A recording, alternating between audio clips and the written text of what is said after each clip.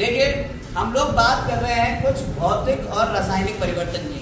9th class में ये जानना बहुत जरूरी है, भौतिक परिवर्तन और रासायनिक परिवर्तन, क्योंकि 10th क्लास का पहला चैप्टर ही आ जाएगा केमिकल रिएक्शंस एंड इक्वेशन, यानी रासायनिक समीकरण क्या होती हैं और रासायनिक अभिक्रियाएं क्या होती हैं। तो पहले हमें भौतिक परिवर्तन और भौतिक और रासायनिक परिवर्तनों के बारे में पता होना चाहिए, तभी हम रासायनिक परिवर्तन और उनकी क्रियाओं के बारे में बात कर सकते हैं 10th क्लास में। तो 9th क्लास में ये हम पढ़ने जा रहे हैं।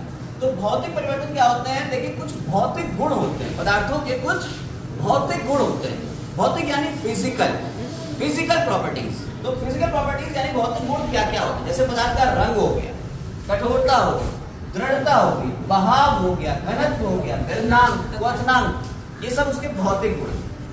कैसा रंग है, क्या ठोस है, द्रव है, गैस है, कैसा है, उसका बहाव फ्लो बह रहा है या नहीं बह रहा है, उसका घनत्व कितना है, उसका क्वथनांक कितना है यानी कि उसका बॉइलिंग पॉइंट कितना है, उसका गलनांक कितना है यानी उसका मेल्टिंग पॉइंट कितना है। ये सारी चीजें क्या कहलाती हैं? उसके भौतिक गुण कहलाती हैं। ठीक, ये बात समझ में आ गई। भौतिक गुण क्या होते हैं? यानी जो चीजें बाहर से दिखे वो भौतिक गुण। अब भौतिक परिवर्तन क्या होते हैं? जब ऊर्जा यानी कि हमने ऊर्जा लगाई, चाहे हम उसे ऊष्मा के रूप में दें, चाहे विद्युत के रूप में दें, चाहे हम पीटें, ऊर्जा लगाई, ऊर्जा के द्वारा किसी पदार्थ के भौतिक गुणों में परिवर्तन होता है। क्या होता है? भौतिक गुणों, सिर्फ भौतिक गुणों में परिवर्तन होता है। यानी ठोस है तो द्रव हो जाएगा, द्रव है तो गैस हो जाएगा, भौतिक गुणों में परिवर्तन हो रहा है। किंतु इसकी रासायनिक संरचना में कोई परिवर्तन नहीं होता है। तो ऐसे परिवर्तन क्या कहलाते हैं? भौतिक परिवर्तन कहलाते हैं। जैसे आप अगर कहें कि बर्फ का जल में बदलना, बर्फ था रखा हुआ और वो पिघल गया तो वह पानी बदल गया, पानी को फ्रिज में रख दिया, वो जम गया तो क्या हो गया? वो बर्फ में बदल गया।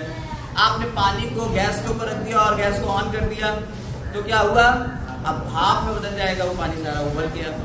लेकिन ये सारी तीनों अवस्थाओं में इसके रासायनिक संगठन नहीं बदला, केमिस्ट्री इसकी वही रही, H2O ही है, चाहे उसे भाप के रूप में देखो, चाहे जल के रूप में देखो या उसे बर्फ के रूप में देखो, वो है H2O ही।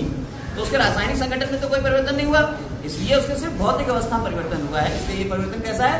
भौतिक परिवर्तन है। बिल्कुल ऐसे ही कुछ और परिवर्तन है। जैसे आपने कहा कॉपर के तार में विद्युत का बहना, आपके जो कॉपर के तार होते हैं करंट वाले, उसमें आप बटन दबाते हो, पंखा चल जाता है कॉपर के वायर से होकर, क्या तार में कोई परिवर्तन हुआ? क्या तार का रंग बदला? कुछ नहीं हुआ, है ना? यह रंग बदलेगा तो क्या होगा? आप कभी कभी तारों को देखते हैं, गैस का एलिमेंट देखते हैं, तो प्रेस का एलिमेंट, ठीक है, जो प्रेस होती है उसका एलिमेंट देखते हैं, गर्म होता है, लाल रंग का हो जाता है, और फिर जैसे ही प्रेस को हम स्विच ऑफ करते हैं तो विद्युत जैसे ही बंद होती है वो फिर ठंडा होकर उसी रंग का आ जाता है। तो कोई परिवर्तन हुआ? नहीं हुआ। भौतिक परिवर्तन था, सिर्फ उसका रंग में थोड़ा सा परिवर्तन हुआ थोड़ी देर के लिए और वापस से वापस आ गए। भौतिक परिवर्तन में रिटर्न मार जाएगा। रासायनिक परिवर्तन तो रिटर्न नहीं होगा। जैसे दूध अगर दही बदल गया तो दही वापस नहीं आएगा, वो रासायनिक परिवर्तन है। अभी रासायनिक परिवर्तन के ऊपर भी आएंगे, पहले भौतिक समझ लीजिए। पहला किसका? विद्युत का। किसके अंदर से? तार के अंदर से।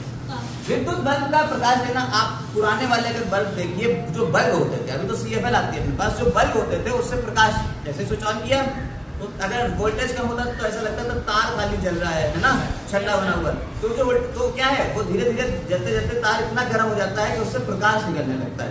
लेकिन जैसे ही स्विच ऑफ करते हैं फिर से बल्ब वैसे ही हो जाता है। तो भौतिक परिवर्तन, ठीक है।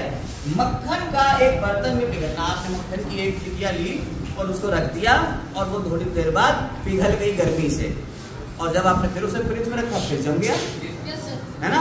ऐसे ही हमारे छात्र ने बताया घी का पिघलना, गर्मी होती है, देसी घी रखा हुआ है, पिघल जाता है, ठंड आती है, वही देसी घी थोड़ा जम जाता है। क्या उसका संगठन बदल रहा है? नहीं, रासायनिक संगठन नहीं बदल रहा है, सिर्फ उसकी भौतिक अवस्था बदल रही है। ऐसे ही फल थे, आपने फल लिए और जाके फल खरीद के लेके आया, चॉप किया, काटा और कह लें साथ फ्रूट सलाद ले, फ्रूट सलाद, फलों की सलाद।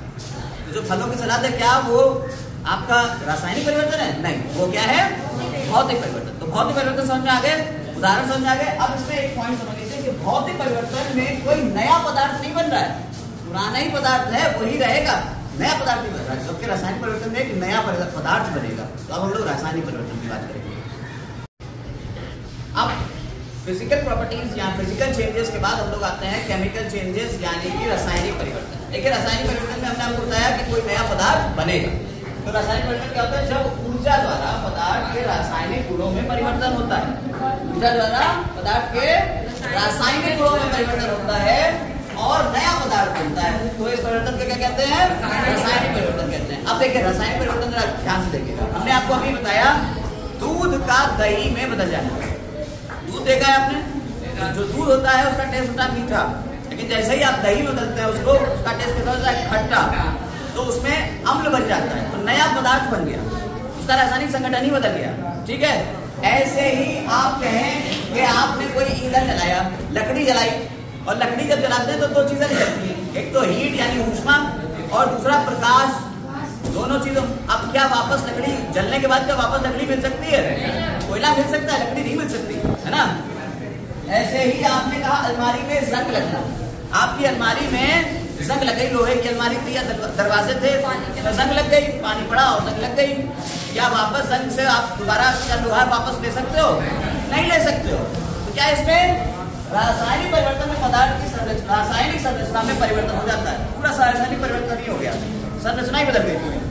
इसके अलावा बहुत सारे परिवर्तन होते हैं। एक बहुत अच्छा उदाहरण है मोमबत्ती का। मोमबत्ती आप सभी ने जलाई है? मोमबत्ती जलाई है? जब मोमबत्ती हम जलाते हैं तो क्या होता है? मोमबत्ती का मोम पिघलने लगता है। मोमबत्ती का मोम पिघलने लगता है। और जब हम मोमबत्ती का मोम, हम लोगों में बचपन में आदत थी, मोमबत्तियां जलाई और बचपन में क्या करा हमने?